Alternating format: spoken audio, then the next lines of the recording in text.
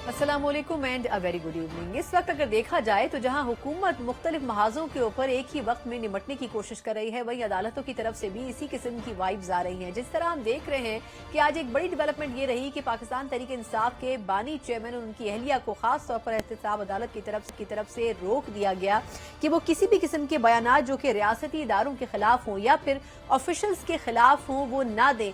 उससे लगता यह है कि पाकिस्तान तहरीक इंसाफ के बानी चेयरमैन जो वक्तन फवक्तन मुख्तलिफ हेयरिंग्स में सहाफियों से मुख्तसर गुफ्तगू करते थे या पाकिस्तान तहरीक इंसाफ की पॉलिसी और एजेंडा के हवाले से बात करते थे, उनकी जुबाबंदी की कोशिश की गई है। और बड़ा क्लियर एहतसाब अदालत की तरफ से कहा गया है कि जो मीडिया है वो भी सियासी तौर पर इश्तियाल अंगेज बयानिए जो कि रियासती इदारों या फिर रियासत के खिलाफ हो सकते हैं, उनको जो टारगेट करने वाले बयानात हैं उनको पब्लिश करने से इज्तनाब करे और सिर्फ अदालती कार्रवाई तक महदूद रहे। इसके रिपरकशंस क्या हो सकते हैं, प्रोग्राम में इस पर बात करेंगे। लेकिन एक और माज जो कि अदालत के हवाले से है वो है अदालतों के ऊपर इदारों के असरअंदाज होने की शिकायत। इस्लामाबाद हाईकोर्ट के 6 जजेस की तरफ से कुछ हफ्ते पहले जो खत लिखा गया था उसका मामला अभी तक हल तो नहीं हो सका, लेकिन चीफ जस्टिस ऑफ पाकिस्तान जो कि इन दिनों कराची में है, वहां पर सिंध हाईकोर्ट बार की एक तकरीब थी, उससे खिताब करते हुए उन्होंने बड़े वाज़ेह अंदाज में एक बात की। उन्होंने कहा कि जब से मैं चीफ जस्टिस ऑफ पाकिस्तान बना हूं मुझे मदाखलत की कोई शिकायत नहीं मिली है, और अगर ऐसी कोई शिकायत है भी तो कम से कम मेरी मालूमात में नहीं लाई गई है। यानी उन्होंने ये जरूर वाज़े कर दिया है कि जब से उन्होंने ओहदा संभाला है उसके बाद से रियासती इदारों ने अदालती मामलात में बज़ाहिर मदाखलत खत्म कर दी है। अगर ऐसा है तो यकीनन उनका इशारा यह है कि माजी के चीफ जस्टिस जो रहे हैं उनके दौर में रियासती इदारे खुलकर असरअंदाज होने की कोशिश करते थे, लेकिन उनके ओहदा संभालने के बाद अब अदालतें बज़ाहिर आज़ाद नजर आती हैं। उनके इस बयान के ऊपर भी और खास तौर पर जो दीगर केसेस उन्होंने कराची में सुने हैं किस हद तक उनके हवाले से उसमें जो अहम तरीन खबरें और चीजें रही हैं उसके ऊपर हम बात करेंगे। और इसके अलावा खान साहब जिनकी जवाबंदी की कोशिश की गई है या उनको मना किया गया है एहतसाब अदालत की तरफ से, आखिर इनकी वजूहात क्या है, इसके ऊपर बात करने के लिए साबिक सदर supreme court bar Abid Zubairi साहब हमारे साथ एक मरतबा फिर मौजूद है कराची से। जुबैरी साहब, सर बहुत शुक्रिया सर आपके कीमती वक्त के लिए। सर खबरें बहुत सारी हैं और मैं तकरीबन सब पे ही आपका कमेंट चाहूंगी। पहले सर अगर मुझे मुख्तसरन ये बता दें कि ये जो मदाखलत वाला स्टेटमेंट है चीफ जस्टिस ऑफ पाकिस्तान की तरफ से, उन्होंने मल्टीपल जो एस्पेक्ट्स हैं उसको कवर कर लिया है। उन्होंने इदारों को भी मैसेज दे दिया है, अवाम को भी, मीडिया को भी। तो बज़ाहिर क्या आपको वाकई लगता है कि उनके आने के बाद रियासती इदारे एक कदम पीछे हट गए हैं? उन्होंने बेसिकली बात ये की है कि मदाखलत की मुझे कोई शिकायत तो मिली नहीं, तो इसका मतलब है कि माजी के चीफ जस्टिस जो हैं उनको उन्होंने इशारतन कहा है कि उनके दौर में जो कुछ हो रहा था वो खत्म हो चुका है। बिस्मिल्लाहिर्रहमानिर्रहीम। देखिए, मैं इस पे कुछ नहीं कह सकता कि ख़त्म हो गया ही नहीं, ये तो वक्त ही बताएगा। अगर जनाब चीफ जस्टिस साहब को कोई शिकायत नहीं मिली है, मैं उसके बारे में कुछ कमेंट नहीं कर सकता। ये तो क्योंकि देखिए जुडिशरी के वो सरबराह हैं और उनके 6 जजों ने इनको ख़त लिखा अभी, जिसकी वजह से जो सूम मोटो लिया गया है।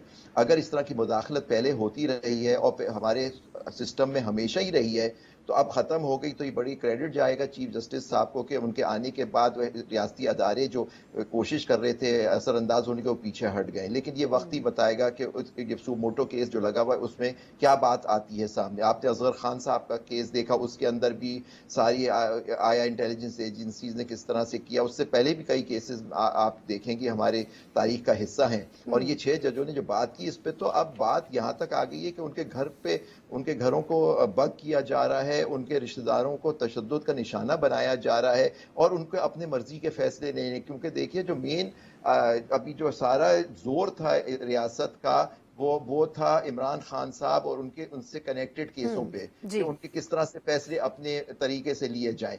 अब वहां देखिए ज्यादातर केसेस किस कोर्ट में चल रहे हैं, शायद उनके ऊपर उन जज साहब जो सुनते हैं उन पे ना हो, लेकिन किसी और जज ने अगर कोशिश की और केसों को सुनने की कोशिश की तो फिर उन्होंने उस बात का जिक्र कर दिया।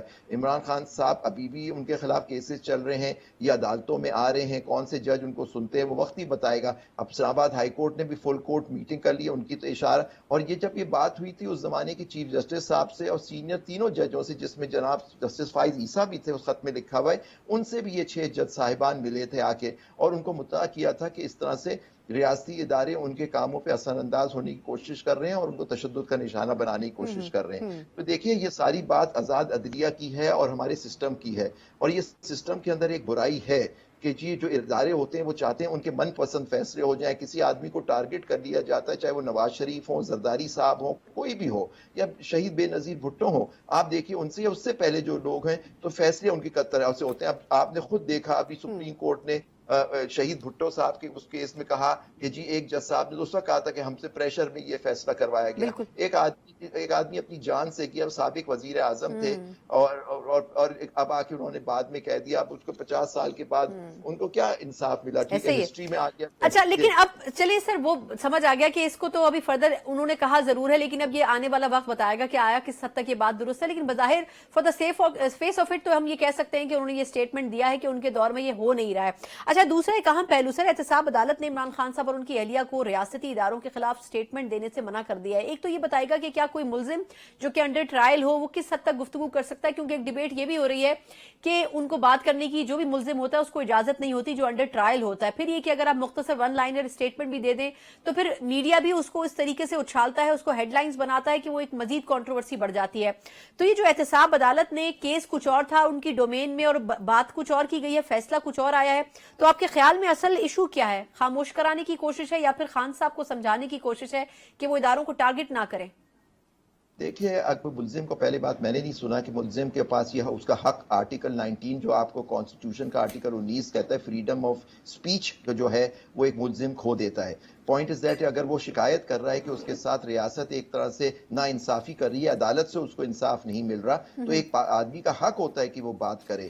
ہاں, آپ ریاستی اداروں پہ حملے جو ہے وہ نیچرلی وہ جو اس کا ریزنیبل ریسٹرکشنز کے آرٹیکل 19 جو ہے کوالیفائڈ ہے, اس میں ریزنیبل ریسٹرکشنز دی ہوئی ہیں. لیکن اداروں پہ حملہ کیا, وہ کہتے ہیں جی اگر وہ بات کریں کہ ادارے اثر انداز ہو رہے ہیں ان ججوں کے فیصلوں پہ, جو بات آپ نے اسلام آباد ہائی کورٹ کے 6 ججوں کے لیٹر میں دیکھ لی ہے, تو پھر آپ دیکھیں اگر یہ احتساب عدالت ان کو اس چیز سے روک رہی ہے تو بڑا عجیب بات ہے, کیونکہ یہ بھی اس کا تسلسل ہے جو پچھلے ڈسٹرکٹ کورٹس نے جو ان 3 کیسوں میں عمران خان صاحب کو سزا دی. آپ اپنے چینلز کو دیکھ لیا, آپ ان کی تصویر نہیں دکھا سکتے. ہم نے تو اگست کے بعد ان کے کوئی چہرہ بھی نہیں دیکھا, اور آپ دیکھیے ان کی ہم نے تو کوئی اسپیچ بھی نہیں سنی, نہ آپ ان کا نام لے سکتے. نیچے بانی پی ٹی آئی کی آپ کی پٹی چل رہی ہوتی ہے. تو دیکھیے نا, مطلب ایک آدمی کو ٹارگٹ کیا جائے گا, اس کو الگ کیا جا رہا ہے, وہ سسٹم سے ان کو الیکشن میں آپ نے دیکھا کس طرح سے فارم 47 کی حکومت ہماری یہاں بنی ہوئی ہے.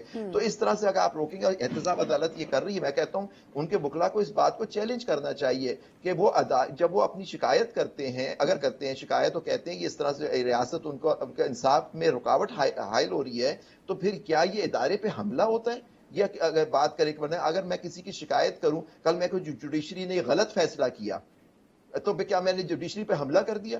نہیں, کیونکہ تنقید تو آپ کر سکتے ہیں کہ جی یہ غلط کام ہو رہا ہے, اور یہ دیکھیے یہ بات ثابت ہے, ہمارے آنریبل چیف جسٹس نے کہا ہے ان کے کوئی شکایت موصول نہیں ہوئی. لیکن میں آپ کو کہہ سکتا ہوں کہ جی جب تک یہ بات کانکریٹ سامنے نہیں آئے گی وہ پیچھے ہٹ گئے ہیں, اور یہ بات کھل کے نہیں آئے گی کہ جس پیریڈ کی شکایت کی گئی جس میں ان ججوں کو سب کو بھی سینئر ججوں کو سپریم کورٹ کو مطلع کیا گیا, ان ججوں نے آ کے پرسنل ان سے میٹنگز کی کہ یہ بات اگر رک گئی ہے تو بہت اچھی بات ہے. لیکن میں سمجھتا ہوں کہ لیکن ڈسٹرکٹ کورٹ جوڈیشری کے اوپر بڑا انفلوئنس کرنے کی کوشش کی جاتی ہے, اور ہو سکتا ہے یہ چیزیں آپ نے نواز شریف صاحب کے کیسز دیکھ لیے, اور زرداری صاحب یا اور لوگوں کے پولیٹیشینز کے دیکھیے جو زیر عتاب ہوتے ہیں اسٹیبلشمنٹ کے, پھر فیصلے بھی ان کے خلاف آنے شروع ہو جاتے ہیں. اچھا زبیری صاحب سے وقت تھوڑا سا کم ہے, ایک اور امپورٹنٹ ایشو, آپ کراچی میں تھے اور وہاں پر نیسلا ٹاور کا جو کیس تھا کراچی رجسٹری میں سپریم کورٹ کی, وہاں پر یہ ہیئرنگ ہوئی, آپ وہاں پر موجود بھی تھے, اور آئی تھنک جو متاثرین ہیں آپ ان کی طرف سے نامینیٹڈ لائر بھی تھے. سر ایک کنٹروورسی چلے یہ تو ہوا ہے کہ اب سپریم کورٹ نے ان کو کہا ہے کہ جی ان کو انٹرٹین کیا جائے, زمین بیچ کے کچھ نہ کچھ ان کو پیسے دیے جائیں, لیکن ایک مسئلہ اور بھی وہاں پیدا ہو گیا کہ کہا جا رہا ہے کہ وہ جو زمین ہے یا وہ جو پورا مسئلہ ہے اس میں کامران ٹسوری صاحب کا نام آ رہا ہے, تجوری ہائٹس کے نام سے جو پروجیکٹ ہے, اور پھر اظہر عبانی صاحب کا بھی نام آ رہا ہے. اس کی سر انسائٹ سٹوری اگر آپ بتا سکیں. جی دیکھیں, نسلا ٹاور میں آج وکیل نہیں تھا. نسلا ٹاور جب کیس چلا, جب جسٹس گلزار احمد صاحب کی چیف جسٹس تھے ہمارے سابق, ان کے زمانے اس میں وکیل تھا, اور ہمارا کہنا تھا کہ یہ building according to approve plan بنی ہے. کورٹ نے ہماری بات نہیں مانی, ڈیمولش کر دیا, اور اس کی ساری جو کسٹڈی جو تھی وہ زمین کی وہ کمشنر کراچی کے پاس چلی گئی, اور وہ جو بلڈر تھے ان کا انتقال ہو گیا. تو اب ویسے بھی جب آدمی فلیٹ خرید لیتا ہے یا اپنی کوئی پراپرٹی لیتا ہے تو بلڈر کا ویسے اس سے ختم ہو جاتا ہے, وہ مالک بن جاتا ہے اس کا. آپ نے ان کو بے دخل کر دیا, ان کو بے گھر کر دیا, بلڈنگ توڑ دی.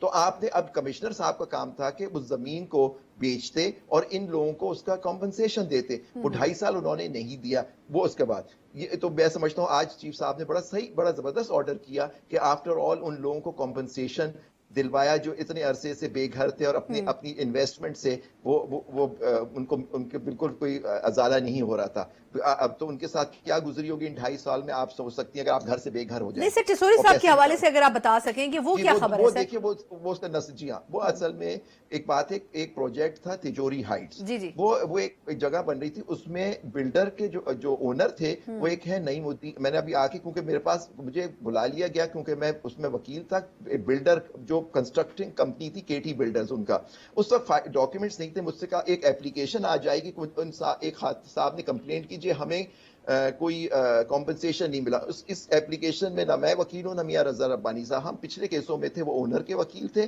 اور میں وکیل تھا KT بلڈرز کا. وہ بھی ہماری ایپلیکیشن کورٹ نے ہماری ڈسمس کی اور کہا کہ یہ زمین اونرز کی نہیں ہے. اونرز تھے ایک نعیم الدین صاحب اور ایک شیخ صاحب, جی یحییٰ شیخ صاحب, اور میں KT بلڈرز کا تھا. اس میں نہ تسوری صاحب کا تعلق تھا نہ ان کی, میرے نام سے وہ آج پٹیاں چل گئیں کہ جی اونر سے. ایک صاحب تھے, ایک نقوی صاحب, انہوں نے کھڑے ہو کے کہا کہ یہ کامران تسوری کا ہے. تو یہ جو پروجیکٹ بن رہا تھا اس سے کوئی تعلق نہیں تھا.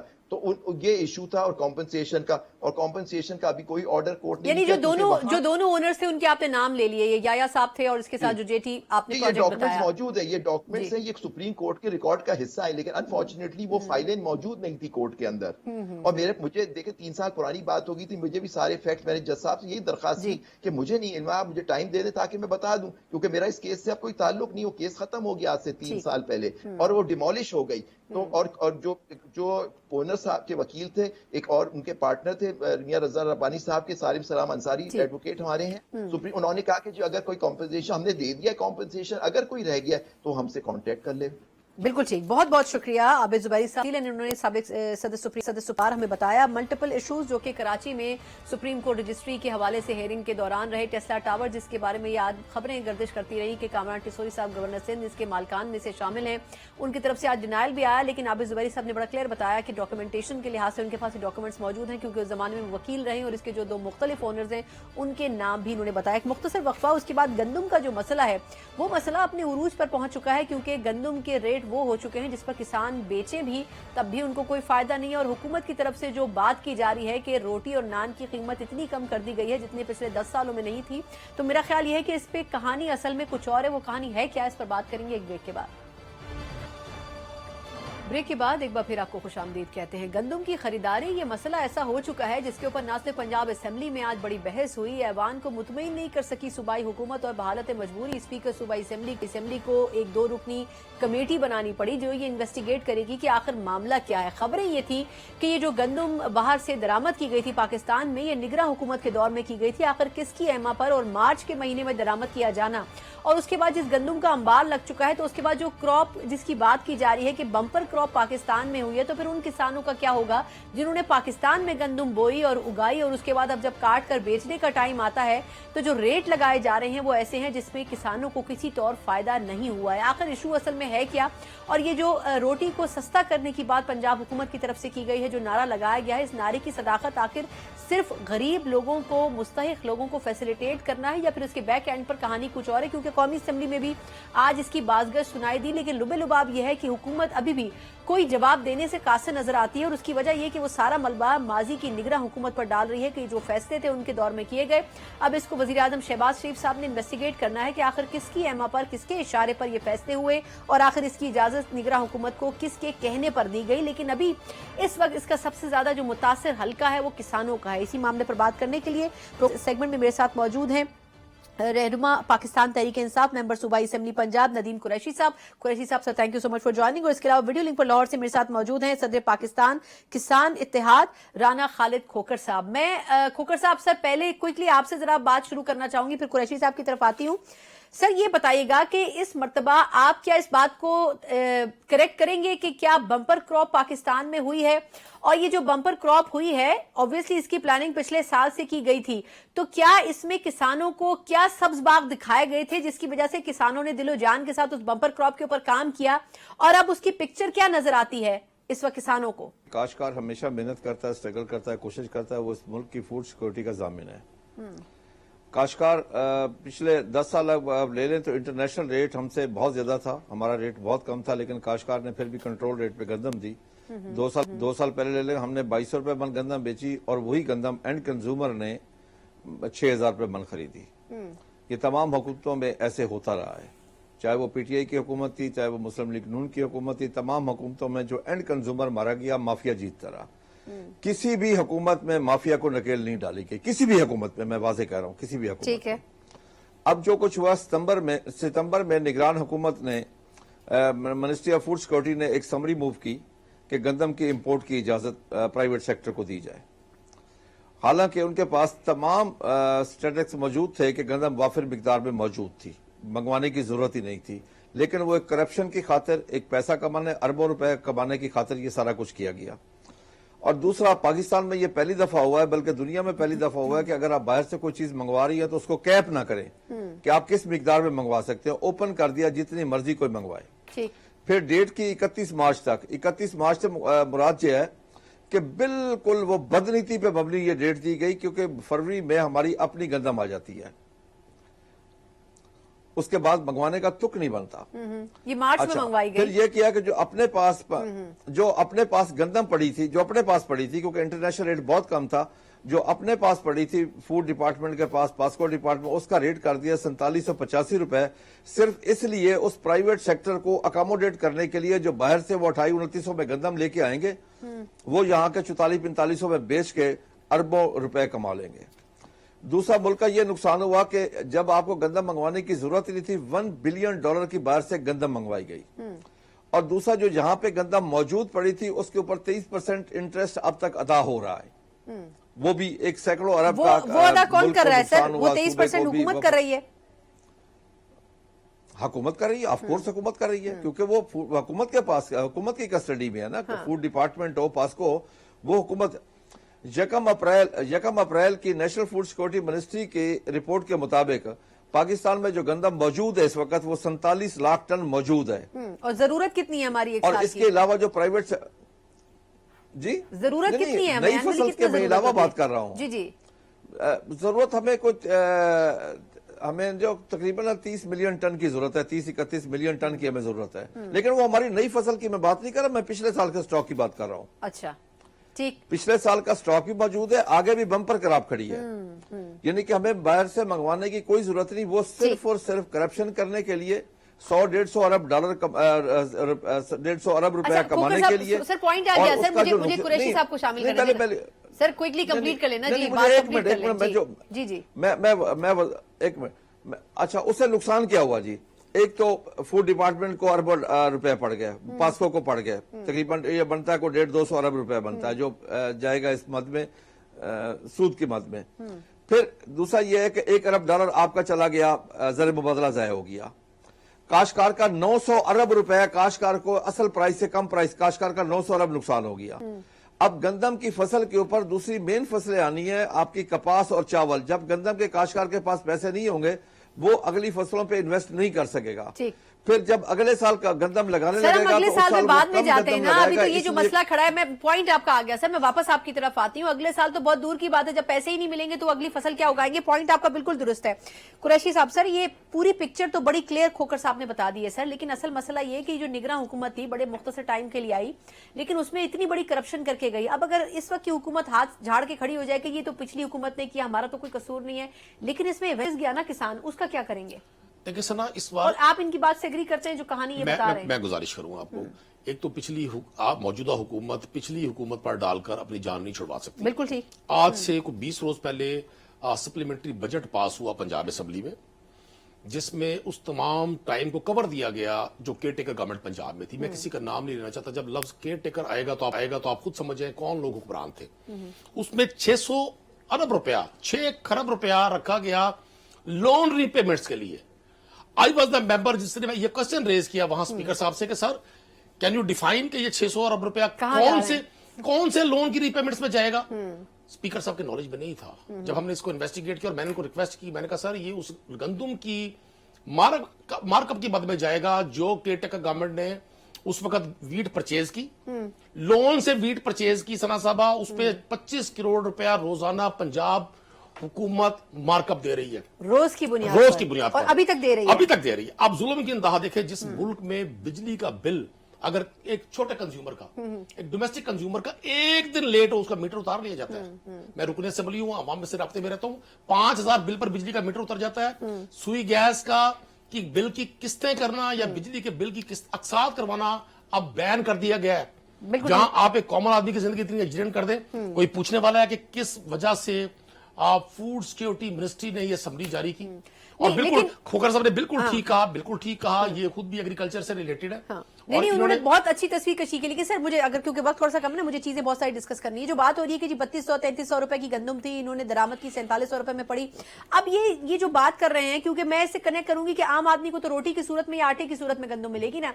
अब जो वो बात करेंगे जी हम 16 रुपए में कर देंगे, तो इसमें आवाम को बेनिफिट कैसे होगा? वो 16 रुपए क्या इसी वजह से हो रही है कि इतनी ज्यादा गंदम हो गई है कि उसके प्राइस, क्योंकि 800 रुपए उन्होंने कम किए हैं प्राइस ना पर 20 kg, वो कैसे कम हुआ? मैं आपको गुजारिश करूं, आम आदमी को 2 रुपए रोटी कम कर देना या 4 रुपए रोटी कम करने का मतलब ये नहीं कि कीमत कम हो गई है। अगले ने कोई शख्स अपनी जेब से पे नहीं करता, उन्होंने उस आटे का वजन कम कर दिया। अब वो जो 16 रुपए की रोटी है वो एक लुकमे की जगह इस्तेमाल होती है। यही तो हम बता रहे हैं कि आप कह रहे हैं कि वजन कम कर दिया। मैं आपसे गुजारिश वही तो कर रहा हूं, ये सारी आर्टिफिशियल अरेंजमेंट सिर्फ लोगों को बेवकूफ बनाने के लिए की जा रही है। हालात ये है कि जिस हमारे काश्तकार ने ये वीट हार्वेस्टिंग की कर रहा है जो, और जिसने वीट प्रोड्यूस की थी, उसने 30 to 40% ज्यादा कीमतों पर अपनी तमाम प्रोडक्ट्स, जो पेस्टिसाइड्स हैं, हर्बिसाइड्स हैं, फर्टिलाइजर है, इवन जो पानी उसको कॉस्ट कर रहा था इरिगेशन के लिए, बिजली के बिल हैं, वो 30 to 40% कॉस्ट ज्यादा उसने पे की। अब जब उसकी प्रोडक्शन आई है, वो उसकी कीमत से आध पर भी खरीद करने पर कोई तैयार नहीं है। अभी खोखर साहब ने एक बात की कि जी किसी गवर्नमेंट ने, और आपने भी फरमाया कि जी ये बम्पर क्रॉप का प्लान जो है लास्ट ईयर हुआ, कतन ऐसा नहीं है। नहीं सर, ये प्लान किया होगा तो बम्पर नॉट एट ऑल। इसका प्लान आज से 5 साल पहले हुआ तहरीक इंसाफ की गवर्नमेंट में। मैं खुद एग्रीकल्चर ग्रेजुएट, आपकी गवर्नमेंट ने किया? यस, हमने किया। पाकिस्तान की तारीख में पहली बार जो हमारी कैश क्रॉप्स हैं, वीट है, कॉटन है, इसके फार्मर को सब्सिडी दी गई सीड पर, फर्टिलाइजर पर, क्रॉप जोनिंग की गई लोगों के। 5 साल में तो 5 तो मैं आपको गुजारिश कर रहा हूं ना जी, हर साल सबसे पहले 2019 में बम्पर क्रॉप्स हुई, 5 कैश क्रॉप्स, और एक ही साल में 5 कैश क्रॉप्स ने टारगेट अचीव किए। हिस्ट्री में कभी ऐसी क्रॉप्स नहीं हुई थी। उसकी रीजन उस गवर्नमेंट की पॉलिसीज थी। जिस फार्मर को हमेशा मिडल मैन, जैसे खोखर साहब ने निशानदेही की कि जो मिडल मैन है वो असल सारी क्रीम खा जाता है, और कंज्यूमर को भी और एंड कंज्यूमर को कुछ नहीं बचता, हमने उस मिडलमैन का रोल क्लोज किया था। अच्छा, मैं जरा सा इनको शामिल कर लेती हूँ। खोखर साहब, सर एक तो ये कि ये मिडलमैन का मसला तो पाकिस्तान में मेरा ख्याल है जब से पाकिस्तान बना है हल ही नहीं हो सकता। लेकिन ये जो बड़ी बात कर रहे हैं, मुझे एक सवाल छोटा सा ऐड कर दूं ना, ये जो बात कर रहे हैं, कह रहे 2019 की पॉलिसीज की, पीटीआई की, उसकी वजह से आज तक बम्पर क्रॉप हो रही है। एक तो इसकी भी तस्दीक करते हो, दूसरा ये जो कमेटी बनी है 3 रुकनी, ये क्या तोप चलाएगी? अगर इसके ऊपर भी थोड़ी सी रोशनी डाल दें। देखिए जी, पहली बात है जो कुछ नहीं करते ना वो सारा क्रेडिट खुद लेते हैं, काश्तकार को कोई क्रेडिट नहीं देता। 2019, 20, 21, 22, 23, 24 काश्तकार को कोई सब्सिडी नहीं मिली। पीटीआई की हुकूमत में किसी चीज पे कोई सब्सिडी नहीं थी। आज भी कोई सब्सिडी नहीं है, काश्तकार को कोई सब्सिडी नहीं मिल रही। सिर्फ ऐलानात किए जाते हैं, ऐलानात के अलावा और कुछ नहीं होता। टोटल मैं टोटली बिल्कुल वाज़ेह, जितने भी कोई 300 अरब अनाउंस कर गया, कोई 400 अरब अनाउंस कर गया, लेकिन काश्तकार को एक पैनी उसमें से नहीं मिली। कभी भी एग्रीकल्चर को तरजीहात में कभी शामिल नहीं किया गया। अभी नदीम कुरैशी फरमा रहे थे कि कॉटन को किया गया। Prime minister agriculture emergency program PTI में उस वक्त कॉटन को इस प्रोग्राम में से निकाल दिया गया था। ये नदीम साहब इस बात से वाकिफ हैं। कपास को निकालना ऐसे ही है कि पाकिस्तान को निकाल देना, क्योंकि आपकी सबसे बड़ी जो कैश क्रॉप है वो कपास है। आपकी टोटल जो एक्सपोर्ट है, जो पिछले साल एक्सपोर्ट थी, वो टोटल 31.5 बिलियन डॉलर की थी। उसमें 20 बिलियन डॉलर सिर्फ कपास से था। तो उस वक्त भी कपास को निकाल दिया गया। अब हम आते हैं इस टॉपिक पे। मैं इस वक्त काश्तकारों के जज्बात का लफ्जों में हता करके नहीं बता सकता। काश्तकार बहुत परेशान है, काश्तकार बड़ी तकलीफ में है। जो इस मुल्क की फूड सिक्योरिटी का जामिन है, नायब खुदा है, अल्लाह का दिया और रिज़्क़ जमीन का सीना चीर के अल्लाह की मखलूक तक पहुंचाता है। उसने हुकूमतों पर, सियासतदानों पर, ब्यूरोक्रेटों पर एतमाद करके गंदम काश की है और महंगे दामों हर चीज खरीदी है। यूरिया में 150 अरब रुपए एक्स्ट्रा अदा किया हमने यूरिया में। ब्लैक मार्केटिंग में रियासत की रेट कहां गई थी उस वक्त? अब कैसे हल होगा सर? खोखर साहब, ये तो हो रहा है ना, लेकिन अब हल कैसे करेंगे इसको? मैं यही पूछना चाह रही हूं। अगर हुकूमत इस वक्त हुकूमत को चाहिए कि फौरी तौर पे पंजाब हुकूमत 4 बिलियन टन परचेज करे ताकि काश्तकार को जो बाकी है उसका रेट भी सही मिल सके। वो क्योंकि कितना इस हो वक्त जाएगा रेट काश्तकारी आपके की ख्याल में? परेशानी 4 है, मिलियन उसके अंदर परचेज कर लेते हैं तो रेट कितने पे चला जाएगा? देखे मैं आपको अर्ज करूं, अभी बात हुई रोटी, सस्ती रोटी की। हाँ। काश्तकार ने महंगी कभी गंदम नहीं बेची आज तक। जब दुनिया में रेट हमसे डबल था, हमने फिर भी सही रेट पे दी, 1 रुपए कभी फालतू नहीं है। आज से 2 साल पहले 2200 रुपए रेट था, हमने 2200 में दी। एंड कंज्यूमर ने, गरीब आदमी ने 6000 रुपए मन खरीदी। उस वक्त रियासत कहां गई थी, रोटी कहां गई थी? आज जब काश्तकार की गंदम आ गई तो रोटी भी आ गई। मैं खुद चाहता हूं एंड कंज्यूमर को हर चीज सस्ती मिले। अगर ये 3900 में परचेज करके 3900 में गंदम दें। अब अभी आप देखें कि पिछले किया 3900 में गंदम खरीदी, रिलीज रेट 47,585 रुपए कर दिया। सिर्फ किस लिए? उस प्राइवेट सेक्टर जिन्होंने गंदम इंपोर्ट की थी उनकी गंदम बिकवाने के लिए अपनी रख ली जो सूद पे थी। हाँ। ये है असल सबसे बड़ी जो बेईमानी थी। नहीं, अब इसको बिल्कुल ठीक, कुरैशी साहब इसको सिर्फ इन्वेस्टिगेट कैसे करेंगे ना? ये अब बात तो इशारे तो बिल्कुल क्लियर बता रहे हैं खोखर साहब के असल में मसला है कहां पे। इन्वेस्टिगेट मैं बता देता हूं। मैंने इस वक्त एप्लीकेशन दी है प्राइम मिनिस्टर को, आर्मी चीफ को, फाइनेंस मिनिस्टर को, मिनिस्टर फूड सिक्योरिटी को कि इसके इंक्वायरी करके जिम्मेदारान को खिलाफ कार्रवाई की जाए, चाहे वो मिनिस्टर हो चाहे वो सर वो ठीक है, लेकिन आर्मी चीफ और उनके उसमें आता नहीं है ना, जिनकी जिम्मेदारी है वो खुद कुछ करने को तैयार नहीं है। कुरैशी साहब सर ये फरमाइएगा क्विकली मुझे कि ये असल मसले को हल कैसे करेंगे सर? ये कमेटी बिल्कुल बेदस्तोपा होगी, ये कुछ नहीं कर सकती। ये एक नेशनल क्राइम हुआ है और मैं आज भी इस बात पर कायल हूं, अगर इसको सही तरह से इन्वेस्टिगेट कर लिया गया तो ये अरबों रुपए का स्कैम है जो सामने आएगा इसी वीट परचेजिंग में और इस वीट की डिस्पर्समेंट में। अभी तक जितनी 47 लाख टन हमारे पास स्टॉक में मौजूद है वीट, मुझे नहीं यकीन कि हुकूमत पंजाब में इतनी वर्थ होगी। वो ये तो डिस्प्ले तो जरूर करेंगे, अपने सोशल मीडिया से कैंपेन जरूर करेंगे, अखबारात को लाखों करोड़ों के इशारा जरूर देंगे कि गंदम का दाना दाना खरीदेंगे। अभी तक आज 24-25 अप्रैल हो गई है, अभी तक बादाना डिलीवर नहीं हो सका पंजाब में। तो मैं नहीं समझता, मैं इस कमेटी को तहरीक इंसाफ के प्लेटफॉर्म से भी मुस्तरद करता हूं और मैंने असेंबली में भी ये पॉइंट रेज किया है। हमें इसको इसके नेशनल लेवल पे ऑप्शन तो नहीं है ना, आप बताएं, वो उन्होंने बेचनी तो है ना, उन्होंने घर तो नहीं लेकर जानी इतनी गंदम। मैं आपको गुजारिश कर दूं, ये गवर्नमेंट की जिम्मेदारी होती है। जो गवर्नमेंट्स बैठती हैं तो वो इसका हम अपनी आउटपुट और इनपुट दोनों का बैलेंस शीट बनाती हैं कि हमारी नीड कितनी है और हमने परचेज कितनी करनी है। उतना ही हम काश्तकार को टाइम दें और उतना ही काश्तकार को टारगेट दें। अभी खोखर साहब ने आधा सच कहा, आधा जाहिर है वो अब रिप्रेजेंट कर रहे हैं काश्तकारों को। मैं भी काश्तकारों को रिप्रेजेंट कर रहा हूं। इस पे किसी और दिन हम तफसील से डिबेट करते हैं ताकि थोड़ा सा लोगों को भी अंडरस्टैंड करने में आसानी हो। बहुत शुक्रिया। हमारे साथ नदीम कुरैशी साहब पीटीआई के रहनुमा और खालिद खोखर साहब सदर पाकिस्तान के साथ मौजूद थे। यकीनन ये मसला ऐसा है जिसमें कमेटी बनाने से कोई हल नहीं होगा। निगरान हुकूमत के दौर में जिन लोगों ने गलतियां की हैं उनको यकीनन इंसाफ के कटहरे में आने की जरूरत है। एक मुख्तसर वक्फा, उसके बाद हम मुशीर वजीर आला खैबर पख्तूनख्वा से ये जानेंगे कि इमरान खान साहब और उनकी अहलिया की जो जुबाबंदी की गई है एहतसाब अदालत की तरफ से, आखिर उसकी वजूहात क्या हैं और बानी पीटीआई चेयरमैन आखिर क्यों इतने तंदुतेज बयानात रियासत और इदारों के खिलाफ दे रहे हैं। उनसे बात करेंगे एक ब्रेक के बाद।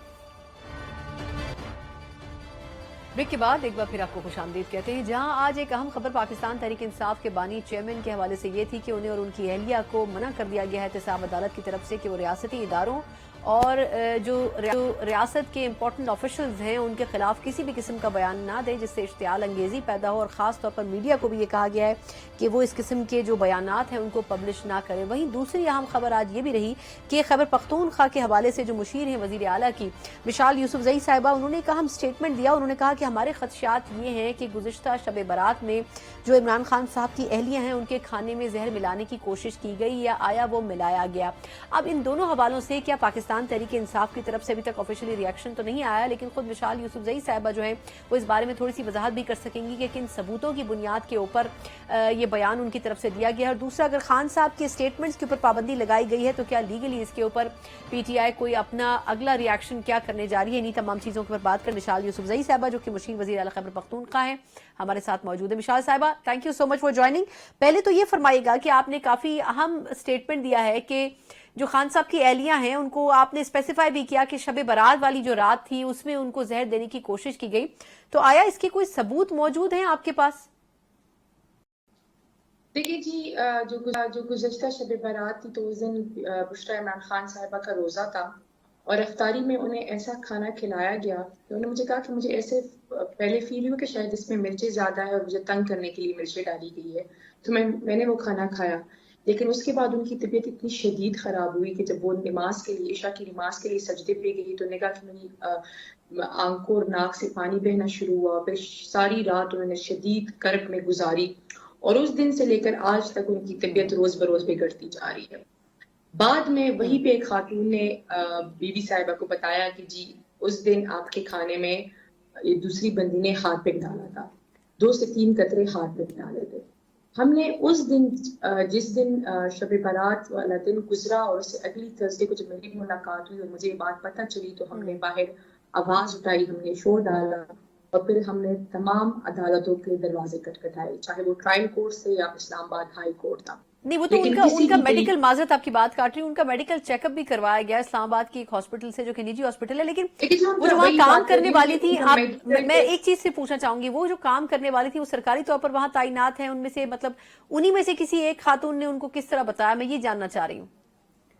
جی بالکل، دیکھیں اس ٹائم بنی گالہ میں تمام صرف سرکاری لوگ ہی ہیں اور ریاستی اداروں کے لوگ ہی ہیں، اس لیے خان صاحب نام لے کے بات کر رہے ہیں.